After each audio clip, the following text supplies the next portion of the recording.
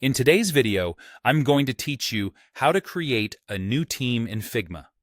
A team in Figma is your shared workspace, a dedicated place where you and your collaborators can organize projects and files, control access, and keep everything structured as your work grows.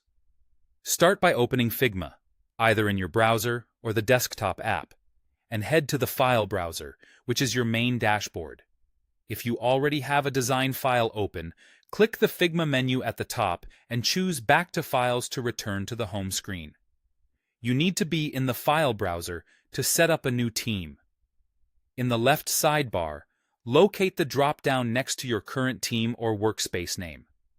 From there, look for the option to create a new team and select Create New. This opens a dialog where you'll name your team. Pick a clear, recognizable name so teammates know exactly what this space is for. You can always rename it later if your scope changes. Next, you'll see an option to invite collaborators. This is optional right now. You can add people by entering their email addresses or skip it and invite them later. Either way, you can fine-tune roles and permissions anytime from the team's settings or by using the Share button on specific projects and files. If Figma prompts you to choose a plan, decide what fits your needs. The starter plan is free and great for getting set up, but it includes one team by default. If you need additional teams or more advanced collaboration features, the professional plan or higher may be required.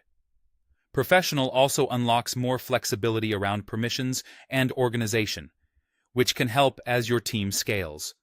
When you're ready, click Create Team to finish. Your new team will appear in the left sidebar. Open it to start organizing your work by creating projects and then adding design files within those projects. Keeping related files grouped makes navigation easier and helps collaborators find what they need faster.